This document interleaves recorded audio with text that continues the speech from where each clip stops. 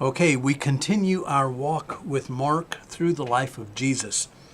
And I want to read to you from chapter 1 of Mark, and I want to read to you verse 35, because this is really what we're focusing on today. It says this: "In the early morning, while it was still dark, Jesus got up, left the house, and went away to a secluded place, and was praying there."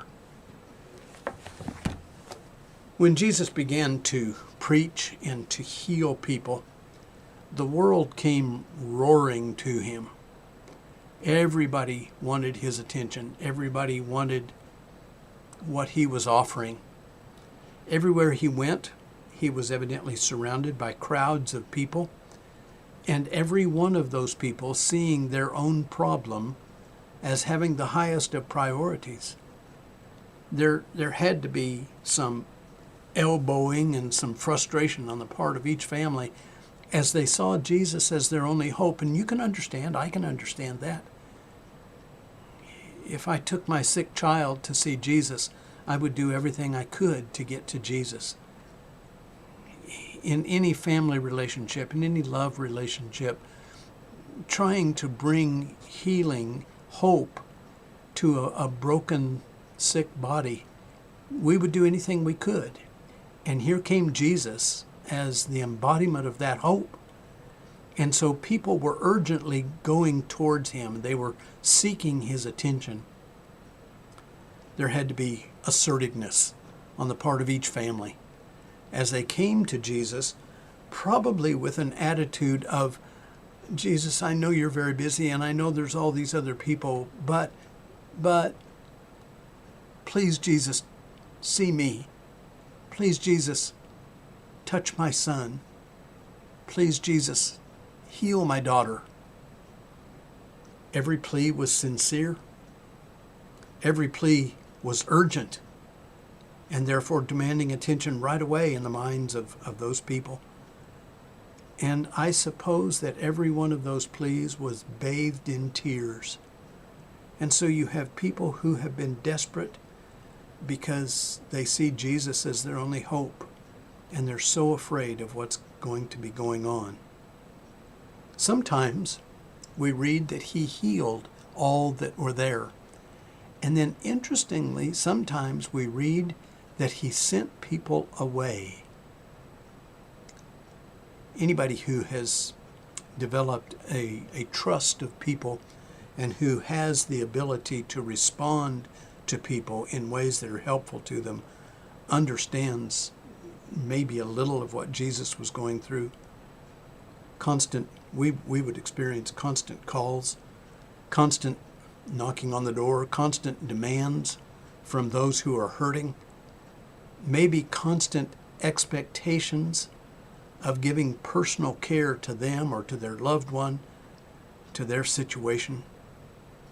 Jesus was indeed being crowded by all of these people, and it went on and on. But here's the truth. Jesus was human. And so he got tired.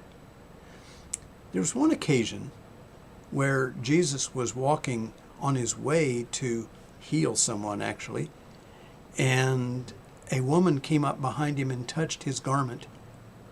And Jesus felt the power of his healing go out of himself and into her. He turned around and asked, "Who touched me?"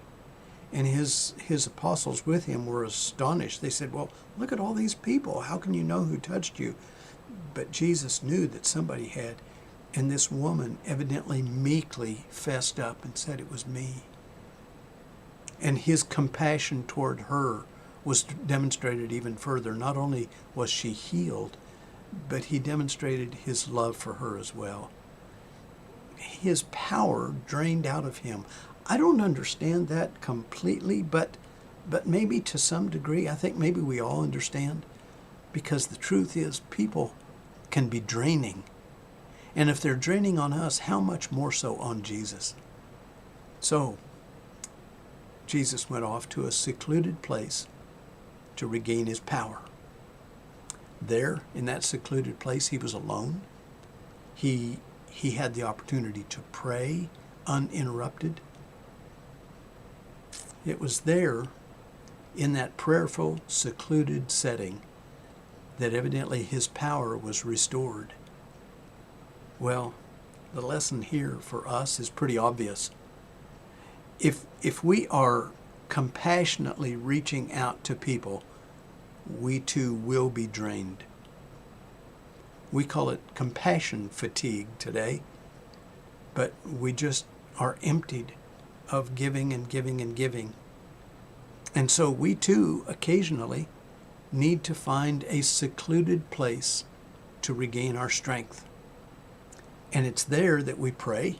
It's there that we allow God to speak to us through His Word.